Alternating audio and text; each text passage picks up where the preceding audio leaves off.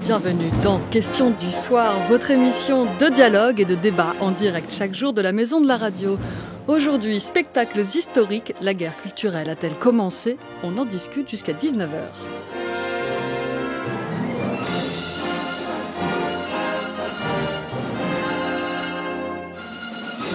Des représentations historiques, des reconstitutions festives, des spectacles souvent familiaux gérés par des associations locales, il y en a pléthore chaque été en France.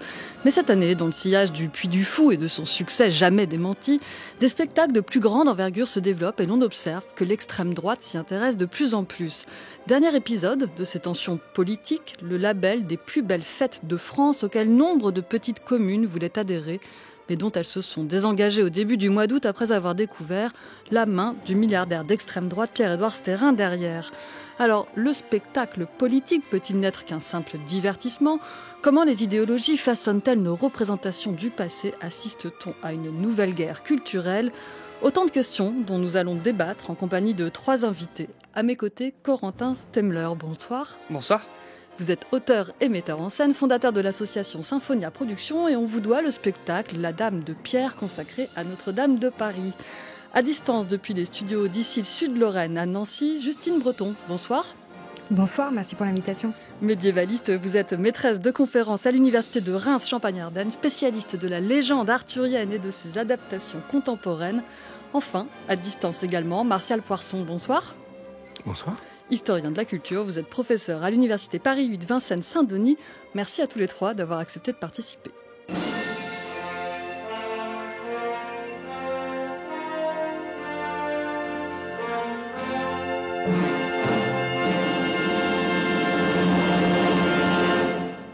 Commençons par ce goût français ou non, vous me direz, du spectacle historique. Nous avons rassemblé quelques témoignages de participants à Saint-Nicolas-de-Port, non loin de Nancy, au Châtelier, en Ille-et-Vilaine.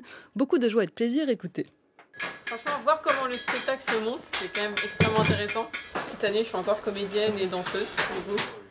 On est dans la pièce costume de l'association Mettons en scène. Là, sur le spectacle, on va pouvoir habiller les 100 figurants sur 6 actes, donc 6 périodes historiques différentes. Donc aujourd'hui, on essaye de faire une majorité de récupération. On a des bénévoles qui cousent extrêmement bien et qui vont s'occuper de concevoir les patrons et de fabriquer les costumes. Ces savoir-faire, ils sont importants, c'est important de les mettre en valeur, c'est important de les faire perdurer.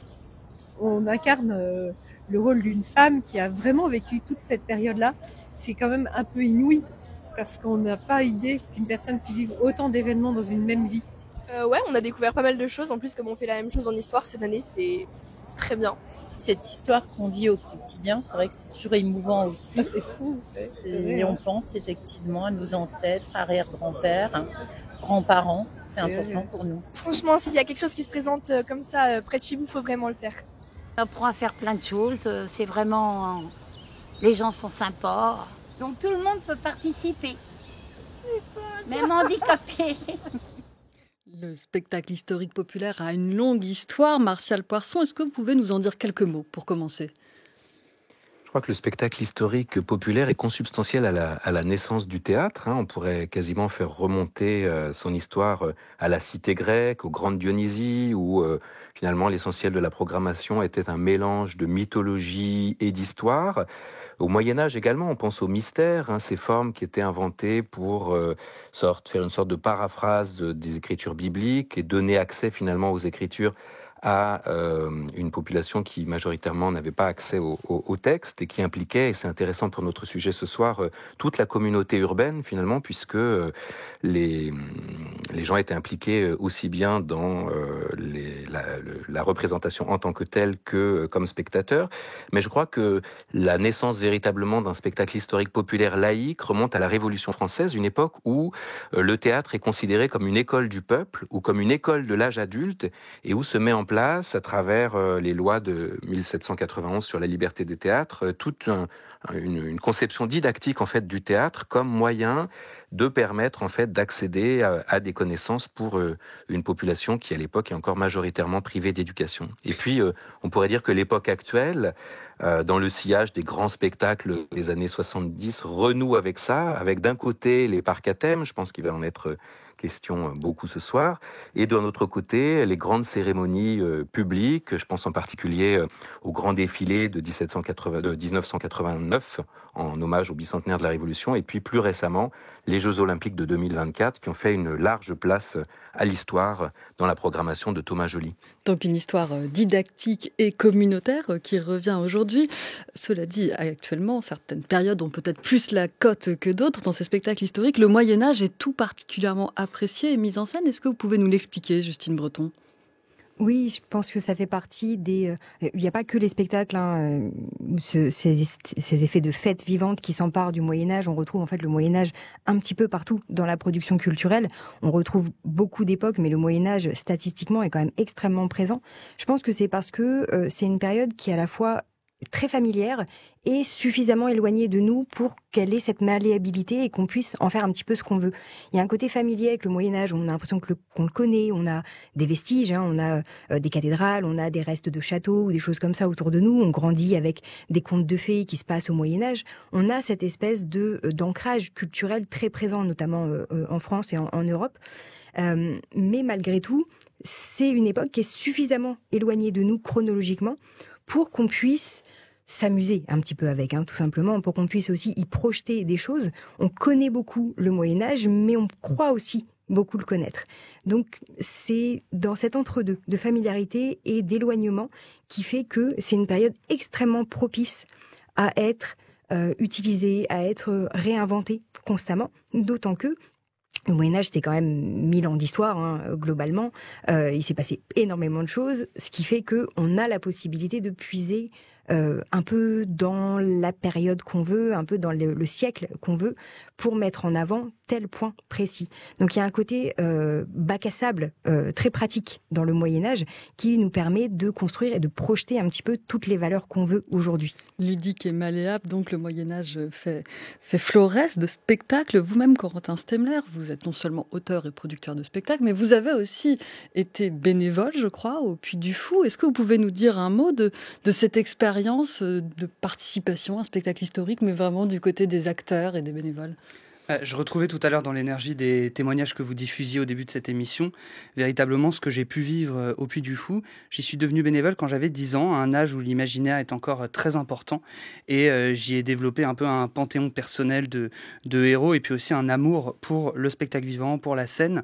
Et ce qui m'a toujours frappé dans cette expérience et dans toutes celles que j'ai vécues depuis, c'est justement ce vecteur de lien social que peut être le spectacle vivant, en réunissant des personnes autour parfois d'une mémoire commune ou simplement d'un sujet d'attachement. Ce sont vraiment des très belles expériences, et j'aime à dire que ce qui se passe avec le monde du spectacle vivant est parfois aussi beau, voire plus beau en coulisses que sur scène.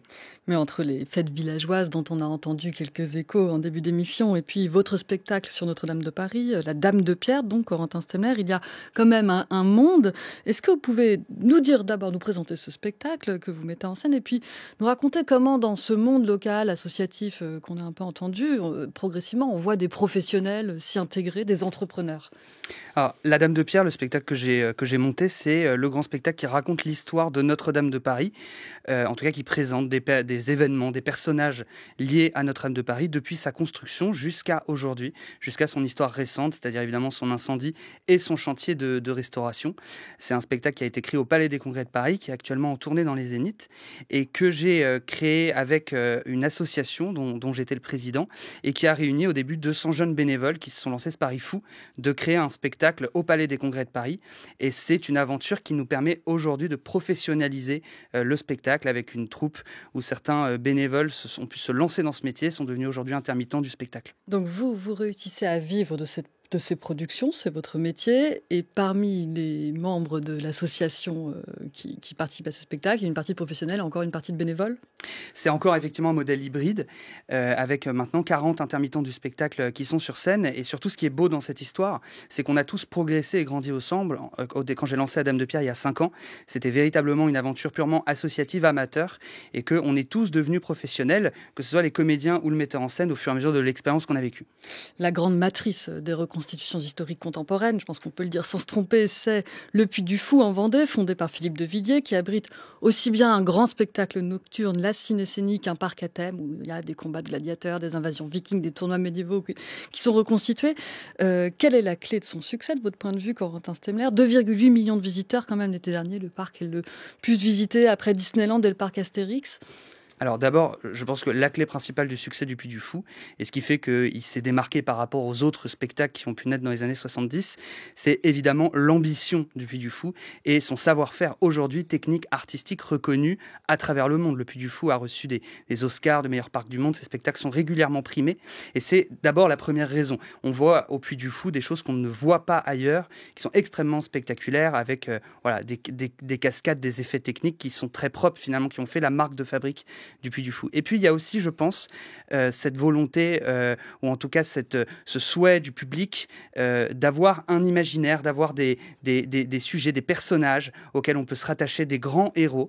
Et le Puy du Fou, aujourd'hui, moi ce que je constate, c'est que ça rassemble des personnes de tous horizons. Il y a des millions de visiteurs par an et que ces personnes-là sont marquées par ce qu'ils voient, par les spectacles et repartent avec quelque chose de commun et de partagé. Et c'est vraiment la magie du spectacle vivant. Martial Poisson, un mot de ce modèle économique du Puy du Fou ?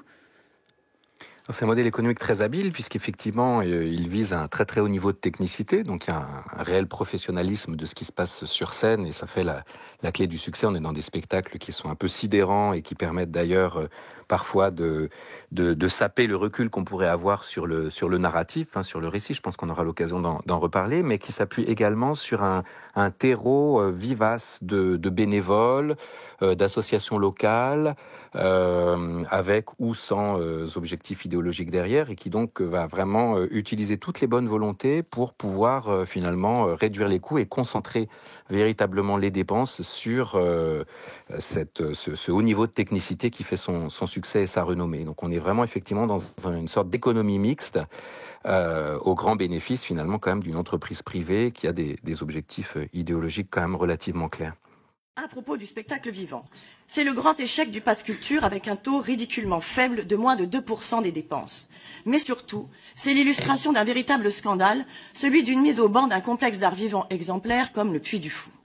Oui, tenez-vous bien, chers collègues, le Puy du Fou, pourtant sacré meilleur spectacle au monde, a été écarté du pass culture alors qu'il avait déposé une demande au titre du spectacle vivant.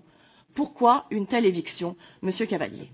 Et il n'est pas le seul. C'est le cas aussi de la Cité de l'Histoire, écartée de l'offre collective du pass culture, alors qu'elle a émerveillé près de 90 000 jeunes écoliers.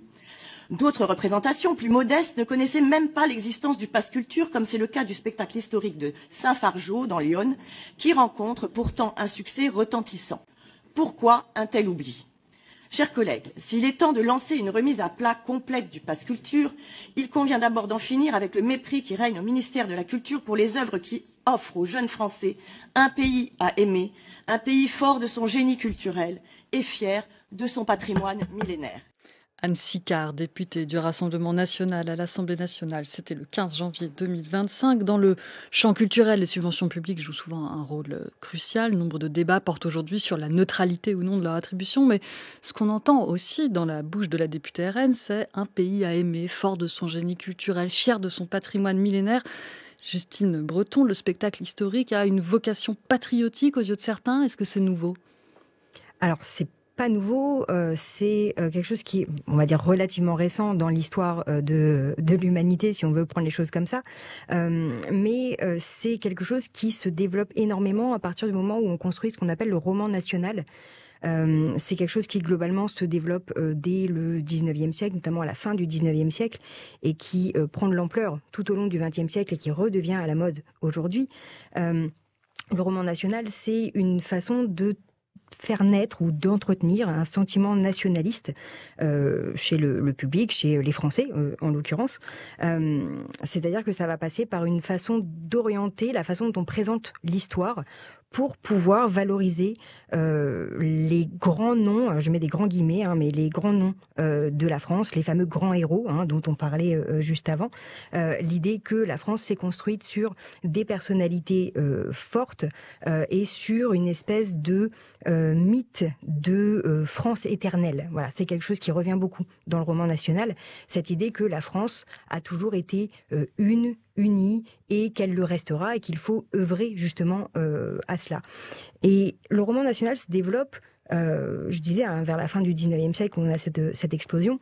Mais vous voyez un retour à l'heure actuelle? Oui, mais parce que y a plein de raisons à cela, mais à l'origine, c'est aussi pensé dans une volonté de défense, une volonté de renouveau du patriotisme. C'est pas pour rien que ça explose tout au long du XXe siècle, où les enjeux patriotiques étaient aussi liés au contexte économique et au contexte guerrier qu'on a pu avoir. Aujourd'hui, on se retrouve face à deux éléments parallèles. D'une part, on a des collectivités locales qui voient leur budget réduit progressivement et de façon de plus en plus intense, ce qui fait que la culture, notamment, fait partie des premières choses qui disparaissent des projets ou qui, en tout cas, sont mises à mal. Et à l'inverse, on se retrouve avec des investisseurs privés et des entreprises privées qui ont les moyens et qui vont investir, dans ce cas-là, la sphère culturelle pour transmettre leurs propres valeurs et entretenir justement ce roman national. Donc on voit qu'on a une évolution en train de se jouer. On va parler de Pierre-Édouard Stérin et du financement qu'il apporte au milieu culturel privé de subventions publiques. Un mot, Corentin Stemler, est-ce que vous vous retrouvez dans l'idée d'un spectacle qui véhicule le roman national ? Alors, c'est absolument pas la question que je me pose quand j'écris un spectacle. Quand j'écris La Dame de Pierre, mon constat est le suivant. On a une cathédrale qu'aujourd'hui, je pensais qui intéressait plus grand monde, et en fait, il y a toute la France qui est bouleversée devant son incendie. Et ça m'a frappé parce que ça montre que Notre-Dame de Paris est un monument qui dépasse totalement les clivages, qui touche les croyants comme les non-croyants et qui a même une portée totalement internationale. Donc, mon fil rouge quand j'ai écrit La Dame de Pierre, c'était de trouver dans son histoire comment est-ce qu'elle était devenue, au fur et à mesure des siècles, un lieu de rassemblement, un lieu d'unité pour les Français, jusque dans notre histoire récente. C'est-à-dire que Notre-Dame de Paris, c'est là que Saint-Louis porte pieds nus la couronne d'épines quand il la dépose à Paris, et c'est aussi là qu'il y a une cérémonie en hommage aux victimes du Bataclan en 2015, en présence de toutes les autorités. C'est vraiment un lieu qui vibre comme la France et qui nous a accompagnés au fur et à mesure de notre histoire. Donc au début, vous n'avez pas de projet idéologique ou même de mettre en scène un roman national ou un projet peut-être religieux, mais est-ce que, ce n'est pas votre intention, mais est-ce que vous pensez que votre spectacle peut véhiculer des valeurs de ce type? Alors je vous rassure, je n'avais pas de projet idéologique au début, j'en ai pas non plus eu à la fin. J'ai agi comme un artiste qui se laisse toucher par un monument et qui va piocher dans son histoire des figures, des événements, des rassemblements populaires qui ont fait de Notre-Dame de Paris ce qu'elle est devenue aujourd'hui. Évidemment, quand on écrit un spectacle, on doit faire des choix, mais tout comme un historien qui écrit un ouvrage d'histoire, qui fait un travail de recherche, fait des choix, choisit un angle, choisit une manière d'aborder son sujet. Dans un spectacle d'1h30, on n'est pas là pour faire un documentaire, une thèse sur l'histoire de Notre-Dame de Paris, et je n'aurais jamais cette prétention. C'est une présentation artistique d'un monument par un artiste avec un angle donné et qui présente au public sa vision de ce qu'est Notre-Dame de Paris. Pas de dimension spirituelle non plus? Je suis catholique pratiquant, donc il y a une dimension spirituelle que j'ai voulu mettre dans La Dame de Pierre parce que c'est un lieu de culte et que c'est avant tout un lieu de culte. Cependant, j'ai fait très attention à essayer de maintenir un équilibre parce que ma conviction, c'est que Notre-Dame de Paris est aujourd'hui un monument qui ne peut se comprendre que si on l'étudie à travers le prisme à la fois spirituel mais aussi historique, patrimonial, artistique, parce que comme je vous le disais, cette cathédrale, elle parle à tout le monde. Donc il y a évidemment des facettes de l'histoire de Notre-Dame de Paris qui sont présentées dans le spectacle, qui sont liées à la foi catholique. Vous avez aussi des facettes qui sont complètement laïques, comme par exemple le roman de Victor Hugo, Quasimodo, Esmeralda. Et j'ai essayé d'être fidèle à ce qui me semble être l'esprit de Notre-Dame de Paris, encore une fois, de mon point de vue d'artiste, de dramaturge. Martial Poisson, une réaction sur cette réactivation contemporaine du roman national et puis l'arrivée de nouveaux acteurs, notamment financiers, on va en dire un mot. Oui, je crois qu'on a effectivement une offensive tout à fait claire du milieu de la droite radicale et de l'extrême droite qui a changé de discours, qui est passé finalement d'une ligne qui était plutôt anti-élitiste, populiste, mettant un peu la culture de côté comme une sorte de supplément d'âme superflu, à au contraire une véritable instrumentalisation de cette culture, et en particulier du spectacle vivant, parce que c'est probablement la forme d'expression artistique qui mobilise le plus d'affect et qui passe par une forme de réception collective. en vue de définir non pas un récit national, ce qui supposerait une perspective dissensuelle, une confrontation de points de vue, c'est-à-dire ce qui fait justement le théâtre, la possibilité du dialogue, mais ce fameux roman national dont parlaient mes collègues depuis tout à l'heure et qui repose sur une double conception disruptive. Tout d'abord, et c'est vraiment le fondement du Puy du Fou, l'idée que la Révolution française serait en fait un point de rupture dans l'histoire glorieuse de la France éternelle, un moment de décadence, de déclin, et c'est là qu'est né d'ailleurs le terme réactionnaire, une sorte de fantasme comme ça du passé comme étant un passé glorieux, et donc une sorte d'opposition entre l'avant et l'après, ce point nodal de la Révolution française qui reste vraiment un élément de clivage fondamental dans le débat public aujourd'hui, et l'autre ligne de partage, c'est entre l'intérieur et l'extérieur, avec ce fantasme permanent de l'invasion barbare, cette idée de la pureté de la culture française, qui est vraiment la perspective des groupes identitaires aujourd'hui, et qui consiste à montrer, et c'est tout à fait le cas du dernier spectacle en date, La Murmure de la Cité, qui s'est tenu en juillet à Moulins, l'idée que donc des grands hommes, principalement, à l'exception de Jeanne d'Arc, chrétiens principalement, auraient lutté de toute éternité contre justement la menace qui venait de l'extérieur, depuis les Vikings jusqu'à l'immigration aujourd'hui. Et quand on voit finalement le générique, plutôt la distribution de ce spectacle, on a Vercingétorix, on a Clovis, on a Jeanne d'Arc, on a Napoléon, et on a une ribambelle de saints, Saint-Mailleul, Saint-Odilon, etc. Donc c'est vraiment l'idée de réécrire et de dynamiter le récit national, qui est en fait le récit d'une France de la diversité, qui a été quand même le premier pays d'immigration, un pays très très brassé depuis au moins le début du XVIe siècle, vers, au contraire, l'histoire en fait d'un peuple catholique de race blanche, où les hommes en particulier tiennent les rôles prédominants. Vous parlez de ce spectacle Murmure de la Cité, donc à Moulins, dans l'Allier. Et en effet, ça a été un spectacle un peu polémique cet été. La première le 11 juillet, je crois. 2000 ans d'histoire retracée, une polémique au sein du personnel politique local, élus de droite et élus de gauche n'étaient pas d'accord. La polémique portait aussi bien sur les questions de financement, parce que le spectacle a bénéficié et de subventions publiques et d'aides de la part de Pierre-Édouard Stérin, et aussi sur le fond. Donc on va écouter ce que Guillaume Senet, qui est le concepteur de ce spectacle, répondait le 18 juin au Figaro. Il était interrogé sur ses liens avec le milliardaire. Je ne le connais pas, mais en fait, pour les personnes qui nous reprocheraient ces financements, mais moi je leur dirais, et alors, ce monsieur veut financer la culture. Eh bien moi je le remercie, voilà, tout simplement. Les figurants sont vraiment à la fois de tout bord politique, de toute conviction, et puis ça ne nous regarde pas. Donc je leur réponds, nous on construit, vous essayez de détruire. Eh bien écoutez, chacun son combat, chacun sa dynamique pour la France. La mienne, elle est positive. Moi je n'ai pas d'agenda politique, je ne suis pas candidat pour une quelconque élection, et je n'ai pas de mandat en cours, contrairement à toute notre opposition. Ça, il faut quand même se le dire, c'est que eux ont des calculs politiques, nous non. France Culture. Question du soir. Marguerite Caton. Que vous inspirent ces propos de Guillaume Senet, Corentin Stemler? Est-ce que vous pourriez les reprendre à votre compte? Est-ce que vous avez vous aussi des financements de Pierre-Édouard Stérin? Alors moi je suis assez sidéré des propos tenus par monsieur Poirson, parce que je pense que c'est carrément versé dans le complotisme que de penser qu'un financier, parce qu'il effectue un soutien financier à un spectacle, va dicter au dramaturge, au scénariste, ce qu'il doit raconter sur scène. Moi, en tant qu'artiste, je ne me laisserai jamais dicter ce que je dois raconter. Je suis guidé par mon intuition artistique, par les sujets que j'ai envie de partager aux spectateurs. Et c'est d'ailleurs la raison pour laquelle j'ai produit moi-même le spectacle La Dame de Pierre, pour être indépendant des sociétés de production qui auraient pu me demander de corriger mon scénario. Donc qui finance La Dame de Pierre? La Dame de Pierre a eu plusieurs financements, principalement une plateforme de crowdfunding sur laquelle on a levé près de 600 000 €.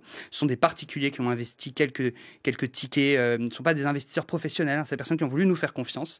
Et puis on a eu des soutiens de quelques fondations, parmi lesquelles le Fonds du Bien Commun, qu'on a sollicité comme une trentaine de fondations. Financement Stérin, pour que les gens sachent, le Fonds du Bien Commun, voilà, c'est une des fondations philanthropiques de ce milliardaire qui a fait fortune dans les smart box. Et nous avons sollicité une trentaine de fondations. Certaines ont répondu présentes à l'appel, peu malheureusement. Mais effectivement, comme le disait ce monsieur que je ne connais pas et je n'ai pas vu son spectacle, donc je ne peux pas en parler.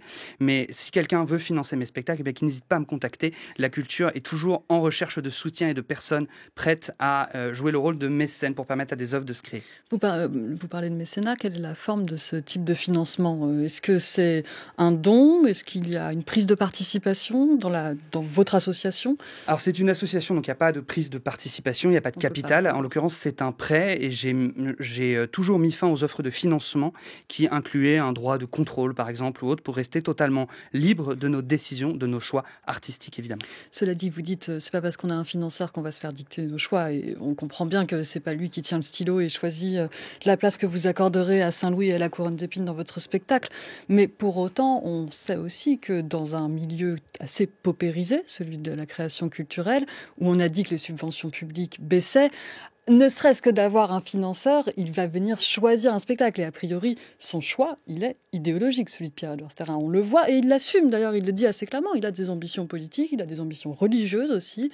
Et il veut promouvoir certains spectacles.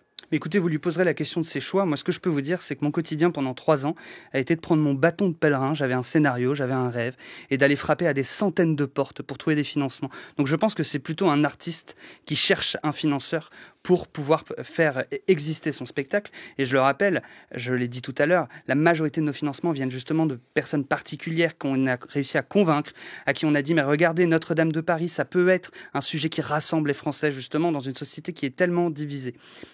Justine Breton, pourquoi ce serait choquant qu'un spectacle privé bénéficie à la fois de subventions publiques et de mécénat privé ? Alors, pour plein de raisons. Mais il faut se poser aussi la question là d'un point de vue économique. C'est toujours un enjeu. Bien sûr, on veut faire du divertissement. Bien sûr, on veut transmettre l'histoire de façon ludique, etc. Ça reste aussi, et j'ai envie de dire avant tout, un enjeu économique. Si on fait tout cela et si on souhaite que ça marche, c'est aussi pour que le projet soit viable d'un point de vue économique. Donc, des subventions publiques qui vont ensuite permettre de financer un projet avec des revenus privés. Voilà, faut se poser juste simplement la question de savoir d'où vient l'argent, où il va, etc.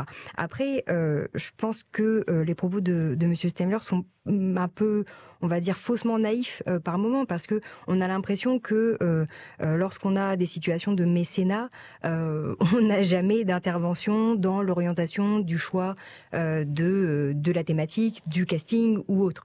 Or, on sait que c'est le cas. Ça ne veut pas dire que c'était le cas dans ce spectacle-là. Je me permettrai pas d'avancer ça. Mais à partir du moment où on a un financement, on a forcément un droit de regard. Ne serait-ce que parce que on peut décider d'enlever ce financement à n'importe quel moment si quelque chose ne nous plaît pas. Donc, il y a forcément ces enjeux-là, et il faut jamais être naïf sur ces questions-là. C'est l'enjeu économique qui est toujours central. On parlait de la paupérisation de la culture, on parlait des institutions qui ont de plus en plus de mal à mettre en avant leurs propres projets culturels avec des associations locales, avec des historiens, etc. Parce qu'on n'a pas ces financements. C'est toujours le nerf de la guerre dans, j'ai envie de dire, tous les domaines. Donc il faut toujours avoir ces enjeux-là en tête et savoir que tel démarche, tel spectacle est financé par le Fonds du bien commun, par telle personnalité particulière, ça a nécessairement une incidence. Parce que ça va avoir une incidence sur la façon dont l'histoire est choisie. Et tout à l'heure, on employait ces termes de « on pioche dans l'histoire », on choisit dans l'histoire. On a une forme d'instrumentalisation. C'est toujours ça, les éléments. On prend dans le passé les éléments qui nous arrangent et on en fait un récit. Or, ce récit, c'est pas l'histoire. Martial Poisson, vous parliez d'offensive de l'extrême droite. Corentin Stemmler dit, en tout cas, moi j'ai un financement Sterrin, mais j'ai été libre dans la création de mon spectacle et je le fais comme un artiste. Qu'est-ce que vous en pensez ? Qu'est-ce que vous pensez de ce rôle du mécène, en fait, et de son poids politique ? C'est ça la question. Oui, tout à fait, pour réagir à ce qui a été dit. Moi, ce qui me choque dans cette histoire dont on parle, c'est pas tellement le financement privé, qui est tout à fait à sa place, et dont effectivement, sans aucune naïveté, je pense qu'il a une incidence sur les choix esthétiques, que plutôt la présence de 5 échelons de financement public. On a à la fois un grand musée national, la ville, l'agglomération de communes, le département. Vous parlez la à région. Moulins, voilà, du Voilà. spectacle Murmure de la Cité. Tout à fait. Et donc, on a en France quand même un système de l'économie du spectacle qui est bicéphale, et c'est d'ailleurs une spécificité, hein, ça serait pas pareil en Angleterre ou aux États-Unis, où on a d'un côté une économie du divertissement qui repose principalement sur des sponsors privés, c'est le cas du Puy du Fou. De l'autre côté, un théâtre public subventionné qui repose sur en fait la subvention qui elle-même vient de l'impôt. Et on finance pas la même chose. Dans un cas, on peut faire tout à fait ce qu'on veut, on est dans le domaine du ludique, du récréatif, et on n'a aucun compte à rendre à personne. Dans l'autre cas, on est quand même dans un investissement de la tutelle, avec une mission de service public, et qui suppose donc, quand on aborde un sujet historique, d'avoir une validation par les pairs, à minima. Et ce que je trouve étonnant, c'est qu'effectivement, on ait tous ces échelons de subventions publiques qui se soient agrégés au mécénat privé de quelqu'un dont on connaît parfaitement les positions politiques et qui ne s'en cache pas et qui est tout à fait clair sur le sujet, sans aucune recherche de validation. C'est un spectacle qui, on le voit d'ailleurs à travers les polémiques, les pétitions qui sont nées, qui a été quand même désavoué par beaucoup de spécialistes de la période. Et donc, finalement, ça a un effet sur l'opinion. On est devant un grand théâtre public, on est devant, un grand musée national, on a toute une série d'instances qui ont donné leur imprimatur, et donc il y a un effet évidemment de crédit qui est porté à ce spectacle par un certain nombre de spectateurs. Et c'est donc cette confusion des genres que je remets en cause, en rappelant aussi d'ailleurs que les financements privés reposent pour partie sur le contribuable, puisque tout financement privé dans la culture donne droit à crédit d'impôt. Donc là encore, finalement, il y a une implication en fait du commun qui est importante et qui nécessite de pouvoir, je le maintiens, rendre des comptes, non pas pour rentrer dans une histoire officielle qui serait cette fois-ci celle de l'État, mais en tout cas pour produire en fait une œuvre. Une mission de service public, c'est ce que vous nous dites. Voilà. Donc on a quand même vous distinguez bien l'économie du divertissement privé, ludique, le spectacle subventionné à vocation publique, de service public et donc à vocation didactique. Vous nous parliez au début d'émission de la Révolution française qui avait son théâtre didactique. On peut considérer que c'est aussi des objectifs des spectacles financés sur fonds publics. Corentin Stemler, vous-même, vous nous avez dit que vous aviez beaucoup bénéficié de dons de particuliers. Vous avez certaines fondations, dont celle de Pierre-Edouard Sterrin, qui sont venues aussi à votre aide. Est-ce que vous avez eu des subventions publiques ? Non, la Dame de Pierre n'a pas bénéficié de subventions publiques et j'en ai par ailleurs pas demandé parce que je me suis donné le défi de réussir Je croyais que vous aviez votre bâton de pèlerin et que vous faisiez la quête et le tour Mais de toutes les personnes prêtes à subventionner. Vous vous êtes pas dit, en fait, c'est un monument, parce que vous nous dites, Notre-Dame de Paris, c'est un monument qui rassemble les Français. C'est ce qu'on a vu lors de l'incendie. C'était une émotion nationale qui dépassait les clivages religieux et vous n'avez pas pensé que ça pouvait mériter une subvention publique ? Mon opinion personnelle est que ça n'est pas à l'État et aux contribuables de financer les idées de spectacle que je peux avoir. Voilà. D'accord, donc c'est clairement un point de vue plutôt libéral de la culture. Alors non, je ne l'applique pas à tout le monde. C'est-à-dire que je suis très heureux qu'il y ait des compagnies qui bénéficient de subventions publiques, qui puissent créer des spectacles. En ce qui me concerne, je me suis donné le défi de le faire de manière indépendante. Et c'est ce qu'on a réussi à faire avec la Dame de Pierre. Et je trouve qu'il y a une forme de schizophrénie quand même à d'un côté critiquer les politiques comme celle de la région Pays de la Loire par exemple qui baissent les subventions publiques pour le spectacle vivant et de l'autre critiquer le fait qu'un spectacle ait eu des subventions publiques sous prétexte que un des mécènes qui l'a financé a des opinions contraires avec les nôtres. Pas sous prétexte qu'un des mécènes qui l'a financé a des opinions contraires, sous prétexte que le spectacle final, le rendu, n'est pas à la hauteur des subventions publiques dans la mesure où il présente une histoire assez éloignée de ce qu'on attendrait, encore une fois, du didactisme d'un spectacle financé sur fonds publics. Je crois que c'est ça que voulait dire Martial Parson. La question qui nous intéresse maintenant aussi, c'est quand même de savoir, donc on a commencé à en dire un mot, la Révolution française, c'est un des très grands clivages dans le spectacle historique. Est-ce qu'on pourrait faire des spectacles historiques parfaitement scientifiques ? Je vous propose d'y réfléchir en écoutant Brice Lopez, qui est directeur d'ACTA, Société de spectacle et d'animation historique. Il est connu pour ses reconstitutions de combats de gladiateurs dans les arènes d'Arles. Il était au micro de Jules Crétois. J'appuie toute ma démarche sur les propos de Beaumarchais. Les faits sont sacrés et les commentaires sont gratuits. Ce qui veut dire que mon objectif, il n'est pas d'écrire quoi que ce soit, c'est-à-dire de dire oui, la ville d'Arles et de l'ancrer dans un récit local, régionaliste ou nationaliste. C'est pas du tout l'objectif. L'objectif est de donner aux spectateurs des éléments factuels sur quand je suis dans l'amphithéâtre d'Arles, par exemple, le monument dans lequel ils sont. Parce que déjà, ils ne connaissent pas le nom, parce qu'ils ne savent pas comment ça fonctionnait. Ils savent pas. Donc, l'objectif est de leur donner des éléments factuels, scientifiques, pour qu'ils puissent appréhender leur patrimoine et leur histoire. Et pas d'écrire un récit. On leur reproduit des casques, on leur reproduit des armes, on leur reproduit des armures, et on tente par des procédés scientifiques de reproduire les gestes. On le fait avec le plus d'intensité possible, de réalisme possible, et c'est ça qui rend le côté spectaculaire. Brice Lopez, donc directeur d'ACTA au micro de Jules Crétois. D'un mot, Justine Breton, est-ce qu'un spectacle purement scientifique, exclusivement scientifique, c'est possible, vous y croyez ? Oui, tout à fait. Et on peut être scientifique et ludique et divertissant. Hein, c'est tout à fait faisable.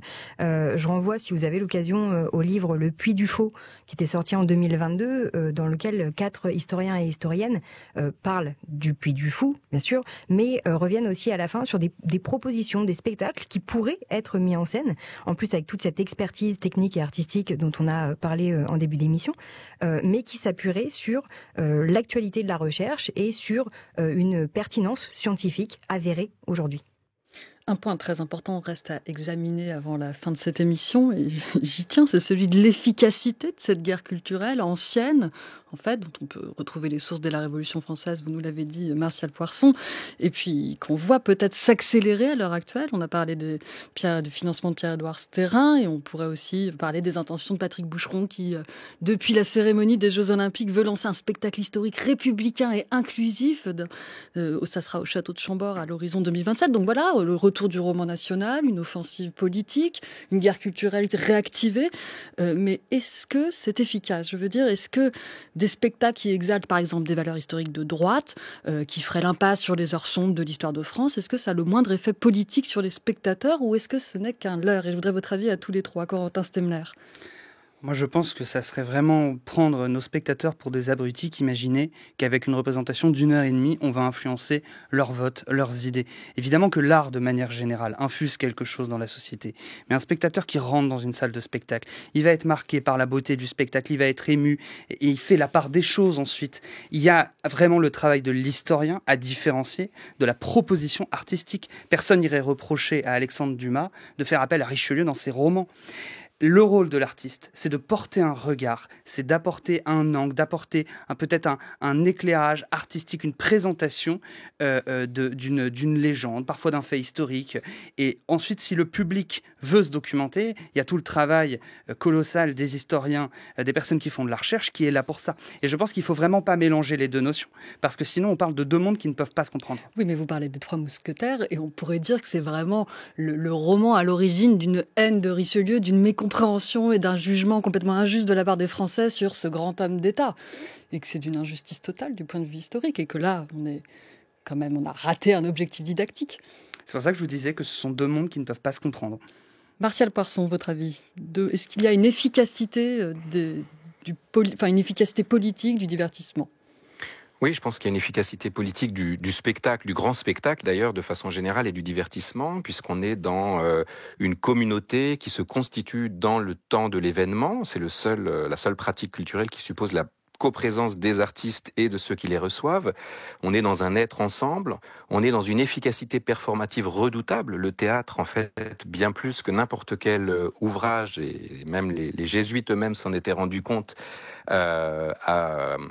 permet finalement de porter un message d'une façon extrêmement efficace. C'est que, en effet, le spectateur est loin d'être idiot, mais il faut quand même prendre en compte la compétence culturelle de chacun. Et si on s'adresse au grand public, en fait, on fait venir des gens qui sont à des niveaux d'instruction par ailleurs très très variables et qui donc ne vont pas forcément pouvoir ensuite faire la part des choses, rétablir la vérité historique si tant est qu'elle existe, comparer la vision proposée par ce spectacle à d'autres discours possibles et qui vont donc être beaucoup plus vulnérables et beaucoup plus poreux à ce genre de discours. Et donc j'aurais envie de revenir à un grand penseur politique, un Gramsci qui est vraiment donc fondateur du Parti communiste italien en 21, mort dans les prisons de Mussolini et qui a écrit pendant toutes ces années de prison un ouvrage ouvrage qui a essayé de théoriser cette idée de bataille culturelle, en disant finalement, la progression mondiale du fascisme, c'est moins le fait de la détresse économique des peuples que d'éléments de langage, d'éléments de discours, de segments culturels qui diffusent, qui instillent la conscience collective et qui rendent acceptables des thèses, des idéologies qui sont inacceptables. Et donc lui, il n'a pas pu le faire puisqu'il n'est jamais sorti de prison, mais engage la gauche à l'époque, exalte la gauche, qui est très très minoritaire en Europe, à reprendre cette bataille culturelle en considérant que c'est le seul moyen finalement d'éviter la barbarie du nazisme, du fascisme et des régimes totalitaires. Et je pense qu'on est aujourd'hui... On pourrait aussi citer Philippe de Villiers. Aujourd'hui, en effet, peut-être une reprise de cette guerre culturelle. Philippe de Villiers, en 2017, il disait « Je pense que la métapolitique a plus d'influence que la politique. Aujourd'hui, par mes livres et mon Puy du Fou, j'ai fait passer beaucoup plus d'idées qu'en restant la énième écrevisse de la bassine. » Martial Poisson. Oui, tout à fait. Là, on est vraiment dans la formalisation et la conscientisation de ce virage politique de l'extrême droite, royaliste et catholique dans le cas de Dominique de Villepin, mais il y a beaucoup d'autres exemples. De Villiers, pardon, oui, quel lapsus. Donc une prise de conscience, effectivement, y compris de grands leaders politiques. On voit bien que un des objectifs de Donald Trump, c'est de prendre le pouvoir du Lincoln Center, c'est de diligenter une étude sur les grands musées, c'est de lancer une croisade anti-woke. Donc on est vraiment aujourd'hui dans un moment d'exacerbation de cette conscience de part et d'autre, et je dirais principalement du côté des radicaux de droite et de la révolution néoconservatrice, de ce poids de la culture, de cette portée politique de la culture et de sa capacité finalement à se traduire par les urnes, ce qu'on a vu aussi bien en Argentine. Javier Milei est aussi un adepte de la bataille culturelle.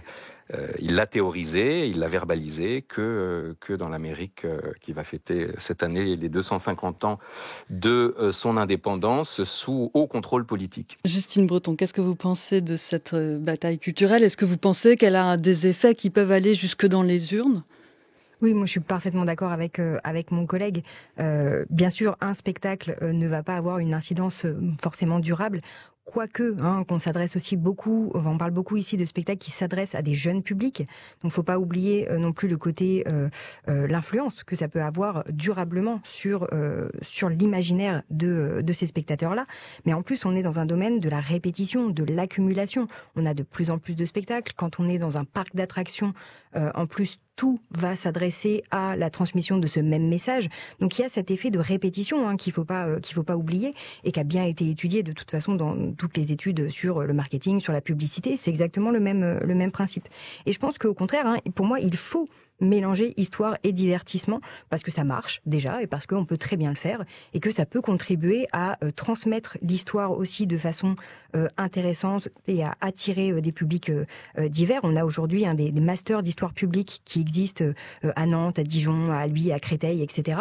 et qui justement sont consacrés à ces questions-là et de comment on transmet l'histoire de cette façon ludique et intéressante. Je pense que bien sûr le but, c'est toujours de s'adresser aux spectateurs, à l'intelligence des spectateurs, c'est-à-dire qu'on peut leur proposer quelque chose de divertissant, mais aussi de sérieux, de nuancé, de fondé sur des sources, et que on peut aimer et valoriser l'histoire de France sans perdre cette complexité.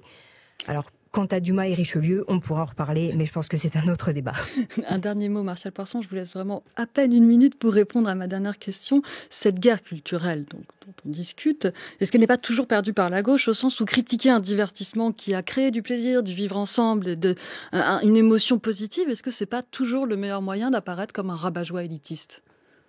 C'est un petit peu justement ce qu'on est en train de payer aujourd'hui. Le théâtre public subventionné, je pense, a trop fait confiance à ses intentions et peut-être pas assez à ses effets. Et aujourd'hui, on est face à une situation où il s'est laissé, malgré lui, mais peut-être en partie aussi par sa naïveté, enfermé dans cette vision justement élitiste, exigeante de l'entre-soi. Et je pense que pour le coup, il y a une grande tradition du théâtre populaire chez les Villard, chez les Vitesse. Quand Ariane Nouchkine fait en 1970 un diptyque sur la Révolution française, on a un spectacle qui certes est engagé, qui certes est militant, mais qui laisse toute la part d'intelligence au spectateur et qui recherche ce qui est vraiment la grande règle du spectacle vivant, qui est la dialectique. Et je pense que effectivement, à partir du moment où on fait du didactique sans basculer dans du théâtre à thèse, où on fait confiance à cette intelligence, mais en l'accompagnant, on peut effectivement peut-être relever le défi actuel, puisqu'en effet, il semble que les milieux de la gauche aient un petit peu perdu pied finalement dans cette bataille culturelle. Mais ils ont les outils. Merci beaucoup, merci à tous les trois, Martial Poisson, Justine Breton, Corentin Stemler. Et merci à l'équipe de Questions du Soir qui, durant tout le mois d'août, a préparé vos émissions. Jules Crétois qui assurait la programmation, Louise Cognard et Victoria Géraud-Valmont, la préparation, nos 2 stagiaires Maudie Aïch et Alice Chavaran. Et enfin, la réalisatrice Fan Montet, dont vous avez entendu les merveilles ce soir. À la technique aujourd'hui, c'était Ruben Karmadzine à Paris, Théo Mougin à Nancy. Lundi, vous retrouverez Quentin Lafay. Bonne rentrée sur France Culture.